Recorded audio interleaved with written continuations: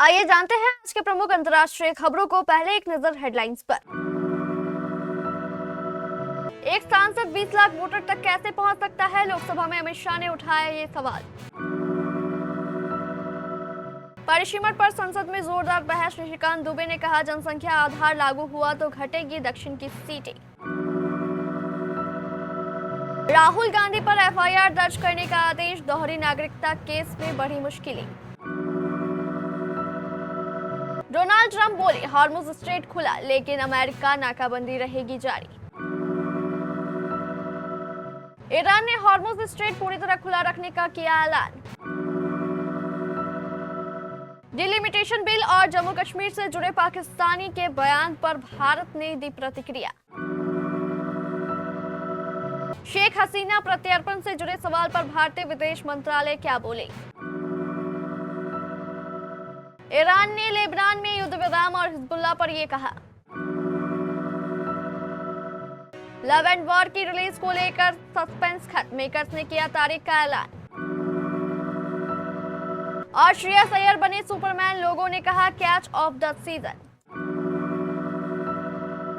लोकसभा में महिला आरक्षण अधिनियम से संबंधित संविधान संशोधन विधेयक 2026, परिसीमन विधेयक 2026 और संघ राज्य विधि विधेयक 2026 पर हुई चर्चा का जवाब देते हुए शुक्रवार को अमित शाह ने कहा कि जो परिसीमन का विरोध कर रहे हैं वह एससी और एसटी सीटों की बढ़ोतरी का भी विरोध कर रहे हैं।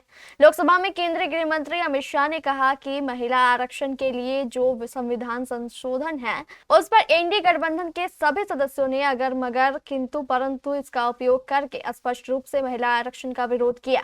अमित शाह ने लोकसभा में महिला आरक्षण बिल और परिसीमन बिल पर बहस का जवाब देते हुए कहा कि 127 सीटें ऐसी हैं जहां 20 लाख से ज्यादा वोटर हैं।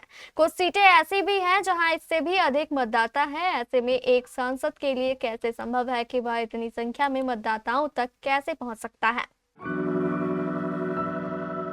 नारी शक्ति वंदन संशोधन अधिनियम और परिसीमन विधेयक पर चल रही चर्चा में कई तरह के तर्क और तकनीकी पहलू सामने आ रहे हैं। इस बीच समानुपातिक रूप से सभी राज्यों में 50% सीटें बढ़ाने के सरकार के फॉर्मूले का विरोध कर रहे विपक्ष को भाजपा सांसद निशिकांत दुबे ने अलग ही तस्वीर दिखाने की कोशिश की। उन्होंने दावा किया है कि 2023 में हुए संविधान संशोधन के अनुच्छेद 334A के अनुसार जनसंख्या के आधार पर परिसीमन करते हुए महिला आरक्षण लागू किया जाएगा। दक्षिण भारत तक सहित कई राज्यों की सीटें घट जाएगी। इसके लिए नेता प्रतिपक्ष राहुल गांधी जिम्मेदार होंगे। नया फॉर्मूला उनके लिए हितकर है।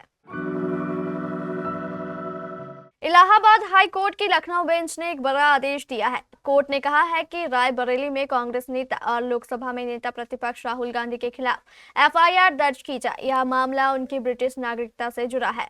यानी सवाल यह है कि क्या राहुल के पास भारत के साथ साथ ब्रिटेन की भी नागरिकता है, और अगर है तो क्या वो भारत के सांसद बन सकते? बीजेपी नेता विंगेश शिशिर ने इलाहाबाद हाई कोर्ट की लखनऊ बेंच में एक याचिका दाखिल की थी। उनकी मांग थी कि राहुल गांधी के खिलाफ एफआईआर दर्ज की जाए क्योंकि उन पर आरोप है कि उनके पास ब्रिटेन की नागरिकता है। आरोप यह है कि राहुल गांधी के पास दोहरी नागरिकता है, यानी वो एक तरफ भारतीय नागरिक हैं और दूसरी तरफ ब्रिटिश नागरिक भी हैं।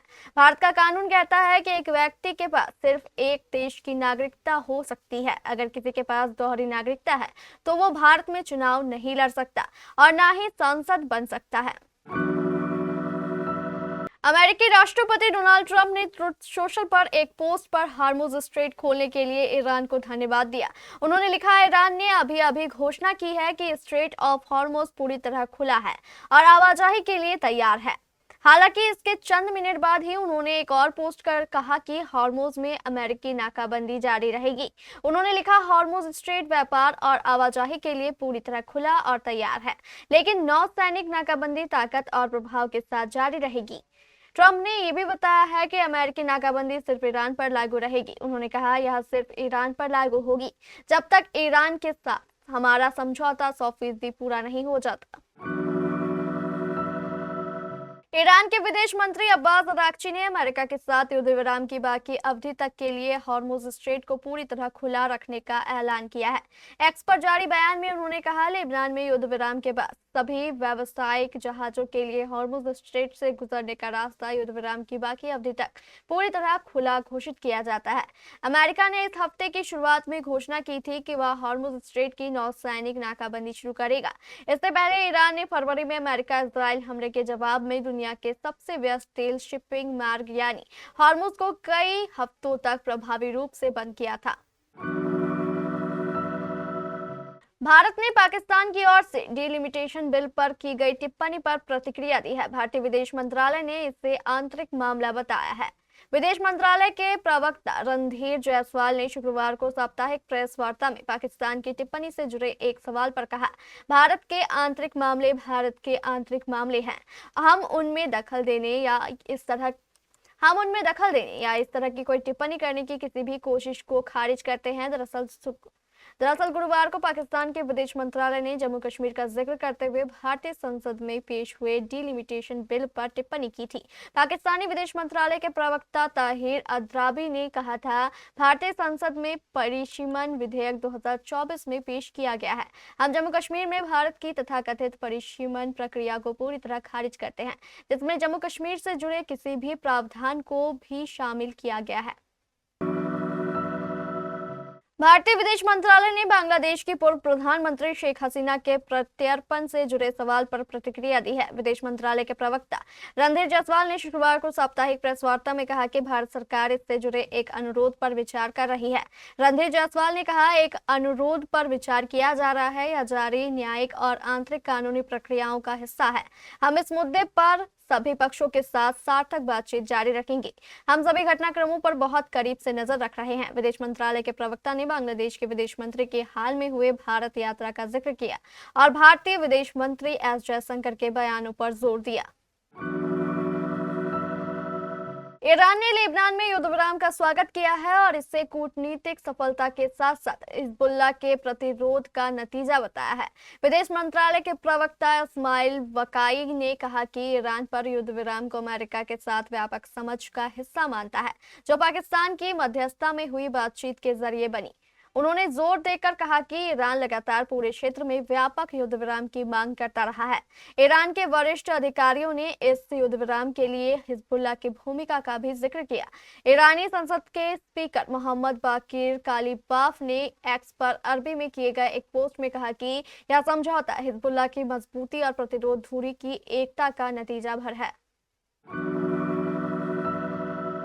संजय लीला भंसाली एक ऐसे डायरेक्टर है जिनकी फिल्मों का इंतजार ऑडियंस हमेशा करती है। अब जब से उन्होंने अपनी फिल्म लव एंड वॉर की घोषणा की है, तब से ही इसे लेकर एक्साइटमेंट है। अब इस फिल्म से जुड़ा एक ऐसा अपडेट सामने आया है जिसका फैंस को बेसब्री से इंतजार था। दरअसल भंसाली ने आखिरकार अपनी इस फिल्म की रिलीज डेट पर मुहर लगा दी है, जिससे साफ हो गया है कि रणबीर कपूर, आलिया भट्ट और विकी कौशल की यह फिल्म बॉक्स ऑफिस पर तहलका मचाने के लिए पूरी तरह तैयार है। बता दें कि भव्य स्तर पर बनी love and war Sanjay Leela Bhansali की अब तक की सबसे महत्वाकांक्षी रोमांटिक ड्रामा फिल्म है। अपनी भव्य कहानी और इमोशनल गहराई के साथ यह फिल्म भारत की सबसे बड़ी लव सागा और इंडियन सिनेमा की सबसे शानदार रोमांटिक फिल्मों में से एक मानी जा रही है। संजय लीला भंसाली ने लव एंड वॉर को 21 जनवरी 2027 को रिलीज करने का फैसला किया है। फिल्म हिंदी, तमिल और तेलुगु भाषाओं में रिलीज होगी।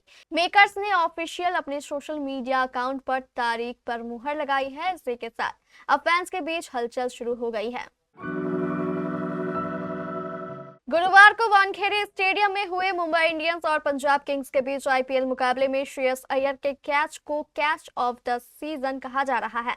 हार्दिक पांड्या ने एक ऐसा शॉट खेला था जिसमें गेंद बाउंड्री के पार जाने वाली थी, लेकिन अय्यर लॉन्ग ऑन से दौड़ते हुए आए, हवा में छलांग लगाई और रिवर्स मोशन में गेंद को पकड़कर दूसरे फील्डर बार्टलेट की ओर फेंक दिया। वो खुद बाउंड्री के पार चले गए थे, लेकिन जब तक बाउंड्री के अंदर रहे जेवियर बार्टलेट के हाथ में गेंद आ चुकी थी। स्कोर कार्ड में कैच बार्टलेट के नाम दर्ज हुआ, लेकिन यह अय्यर की कोशिश से संभव हुआ। यह कैच 18वें ओवर की तीसरी गेंद पर आया। अब मार्को जेनसेन गेंदबाजी कर रहे थे। पांड्या ने इससे पहले एक छक्का लगाया था और खतरनाक दिख रहे थे। रिप्ले में साफ दिखा कि अय्यर ने समय रहते गेंद छोड़ दी थी। कैच पूरा होने के बाद अय्यर ने मुंबई के दर्शकों की ओर इशारा करते हुए तालियां बजाने का इशारा किया। इंडियन प्रीमियर लीग के एक्स हैंडल पर लिखा गया, श्रेयस अय्यर, आपने ये कर दिखाया। टाटा आईपीएल के इतिहास में यह बेहतरीन कैच में से एक था।